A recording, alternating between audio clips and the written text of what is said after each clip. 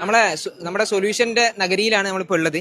അപ്പോൾ നഗരിയിൽ ഇങ്ങനെ നടക്കുന്ന സമയത്താണ് നമ്മുടെ ഒരു പ്രധാനപ്പെട്ട ഒരാളെ നമ്മൾ കണ്ടുമുട്ടിയത്. വിസ്ഡം സ്റ്റുഡൻസിന്റെ സംസ്ഥാന വൈസ് പ്രസിഡന്റ് ഇവിടെ പിന്നെ എന്താണ് തിന്നത്, കട്ട് ഫ്രൂട്ട്സാ കസ്റ്റമൈസ്ഡ് തിന്നുകൊണ്ടിരിക്കുകയാണ്.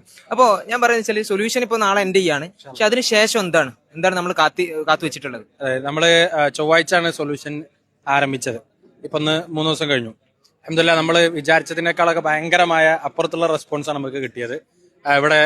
ഇവിടുത്തെ മനോഹരമായ ഒരു കാഴ്ച എക്സിബിഷൻ മാത്രമല്ല, ഇവിടുത്തെ ഫൺ സോൺ, അതുപോലെ തന്നെ ഗെയിം സോൺ, ഇവിടുത്തെ നമ്മുടെ ഗിഫ്റ്റ് ഗാർഡൻ, എല്ലായിടത്തും കുട്ടികൾ ഇങ്ങനെ നിറഞ്ഞു നിൽക്കുന്ന ഒരു കാഴ്ച ഉണ്ട്. അതുപോലെ തന്നെ അവിടെ സ്കിൽസ് വില്ലയിലും കുട്ടികൾ വളരെ മനോഹരമായിട്ട് പെർഫോം ചെയ്യുന്നത് കാണുന്നു.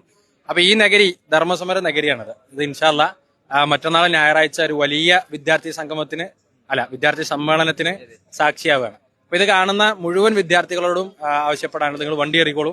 ഇനി നിങ്ങൾക്ക് വണ്ടി കിട്ടാൻ വല്ല പ്രയാസമുണ്ടോ, നമ്മുടെ ബസ് കോർഡിനേറ്റേഴ്സിന്റെ ഡീറ്റെയിൽസ് നമുക്ക് വേണമെങ്കിൽ ഈ വീഡിയോന്റെ കൂടെ തന്നെ കൊടുക്കാൻ പറ്റും.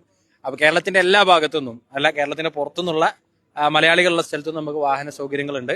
8ാം ക്ലാസ് മുതൽ മുകളിലേക്കുള്ള മുഴുവൻ നന്മ ആഗ്രഹിക്കുന്ന മുഴുവൻ വിദ്യാർത്ഥികളും ഇതാ ഈ സമ്മേളന നഗരിയിൽ തടിച്ചുകൂടുന്ന, നമ്മൾ ഒരുമിച്ച് നിന്ന് ഈ അധാർമികതക്കെതിരെ സംസാരിക്കുന്ന, എന്നാൽ ആത്മാഭിമാന ബോധത്തോടെ തിരിച്ചു പോകുന്ന ഒരു വലിയ നിമിഷം. ഏകദേശം ഒരു ഞായറാഴ്ച ഈ സമയമാകുമ്പോഴേക്കും ഇവിടെ വിദ്യാർത്ഥികളെ കൊണ്ട് നിറഞ്ഞിക്കുന്ന ഒരു സമയമായിരിക്കും.